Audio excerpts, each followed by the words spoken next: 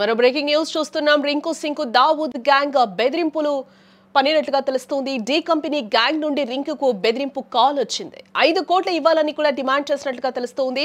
ఫిబ్రవరి నుంచి ఏప్రిల్ మధ్య 3 సార్లు ఫోన్ వచ్చింది. నిందితులను అదుపులోకి తీసుకున్నారు పోలీసులు. ఇప్పటికే ఆసియా కప్ లో పాక్ పై విన్నింగ్ షాట్ కొట్టి భారత టీంలో ఫినిషర్ గా పేరు తెచ్చుకున్నాడు రింకు. ఆసియా కప్ లో పాకిస్తాన్ పై ఫైనల్ మ్యాచ్ లో విన్నింగ్ షాట్ కొట్టి భారత టీంలో ఫినిషర్ గా పేరు తెచ్చుకున్న రింకు సింగ్ కు బెదిరింపు కాల్స్ ఎక్కువయ్యాయని చెప్పుకోవచ్చు. Underworld don Dawood Ibrahim gang నుండి బెదిరింపులు వచ్చాయి. ఏ విషయాన్ని ముంబై క్రైమ్ బ్రాంచ్ పోలీసులు వెల్లడించారు.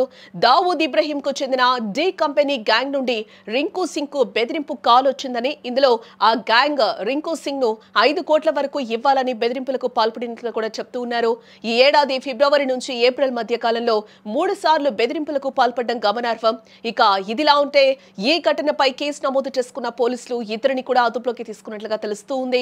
ఇక విచారణలో తాము రింకు సింగ్ ను బెదిరించినట్లుగా నిందితులు ఒప్పుకున్నట్లుగా కూడా సమాచారం అయితే అందుతూ ఉంది. గతంలో వీరు జీషాన్ సిద్దికి, దివంగత ఎమ్మెల్యే బాబా సిద్దికి కొడుకు నుంచి కూడా 10 కోట్లు డిమాండ్ చేసినట్లుగా సమాచారం. ఏదేమైనా అండర్ వరల్డ్ నుండి భారత క్రికెట్ స్టార్ కు బెదిరింపులు రావడం ఇప్పుడు సంచలనంగా మారిందని కూడా చెప్పుకోవచ్చు.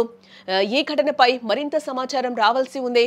కాగా ఉత్తరప్రదేశ్లోని అలీఘర్ లో సాధారణ జీవితం నుండి ఎదిగిన రింకు క్రికెట్ లో రాణించడానికి చాలా సవాళ్లను ఎదుర్కొన్నాడని కూడా చెప్పుకోవచ్చు.